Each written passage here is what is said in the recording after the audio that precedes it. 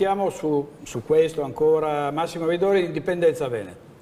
Ma io mi trovo, come spesso mi capita quando ascolto i vari esponenti dei vari partiti, in una situazione così sempre di sorpresa, perché alla fine mi sembra di ascoltare le parole di chi forse per motivi ideologici, forse per motivi ipercritici, forse per motivi per i quali bisogna per forza di cose contrastare quello che ha detto la parte opposta. Non si vuole vedere la realtà. Io così mi sono preso la briga oggi pomeriggio di andare a vedere di cosa si tratta, per esempio l'accordo di Schengen. L'accordo di Schengen per il quale il governo attuale italiano tanto si scandalizza per l'iniziativa dell'Austria, che peraltro è stata anticipata precedentemente da ben altri paesi, anche molto più importanti come la Germania per esempio, che aveva posto dei limiti al passaggio delle frontiere.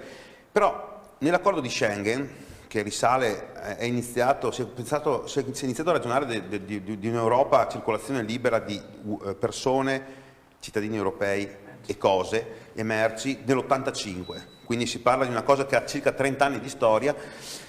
Ci sono stati vari momenti nei quali le frontiere si sono di nuovo chiuse, ma lasciando stare la storia delle frontiere, nella sostanza l'accordo di Schengen, sottoscritto da 22 paesi europei, prevede che a fronte dell'apertura delle frontiere fra un paese e l'altro vi sia un rafforzamento delle frontiere esterne, cioè vi era un accordo chiaro per il quale i paesi che avevano un confine appunto con l'esterno, quindi con l'Africa, con l'Est Europa, eccetera, avessero un rinforzo, provvedessero a un rinforzo delle frontiere.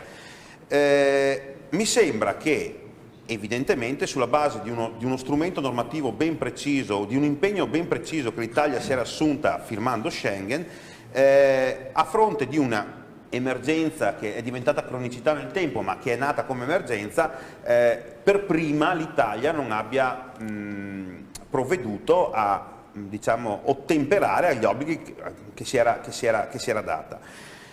Ancora, per esempio la questione del terrorismo islamico. Mi sembra che, come ha detto giustamente prima Demenec, mescolare immigrazione con terrorismo sia di una semplificazione che non è data, che non è possibile per chi stia analizzando con volontà di risoluzione le problematiche che caratterizzano la nostra società. Bene, cosa voglio dire? Nell'insieme, mediamente, vi è una grande approssimazione. Le norme ci sono anche piuttosto precise, il problema è che non vengono rispettate. C'è poco da scandalizzarsi, da prevedere chissà quali risoluzioni più o meno populistiche, eccetera. Gli impianti normativi ci sono le relazioni internazionali, c'è il diritto nazionale, il codice penale, il codice civile. Queste norme sono antiche, consolidate, ma semplicemente non vengono rispettate. Perché?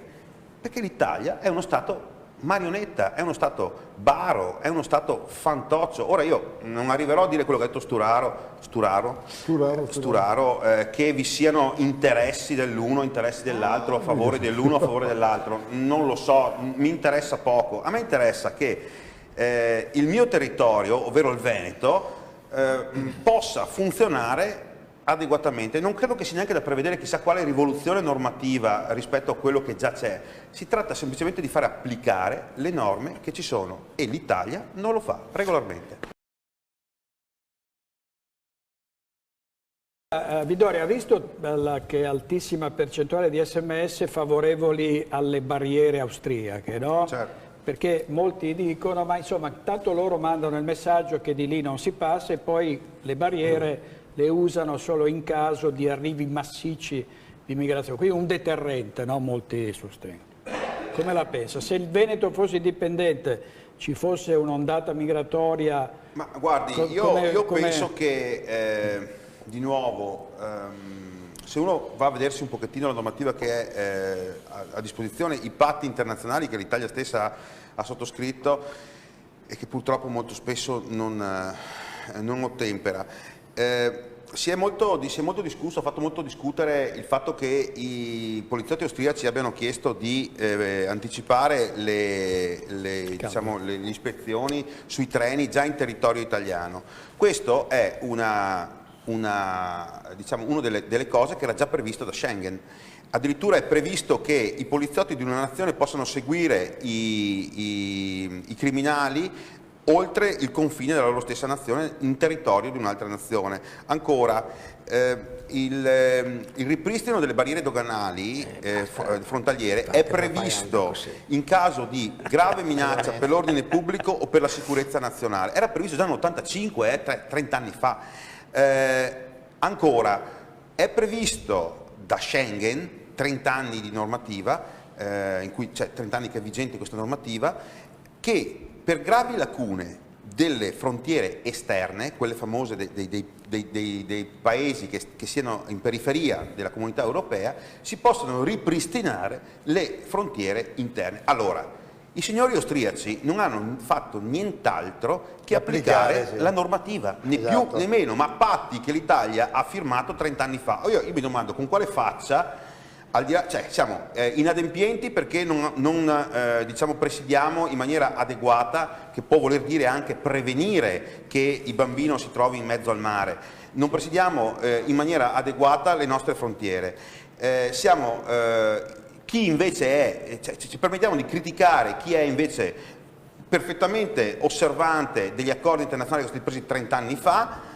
Ora, io credo che il Veneto indipendente non avrebbe nessun problema a rapportarsi con una nazione seria come è l'Austria, e invece avrebbe probabilmente seri problemi a confrontarsi con una nazione fantoccio come è l'Italia.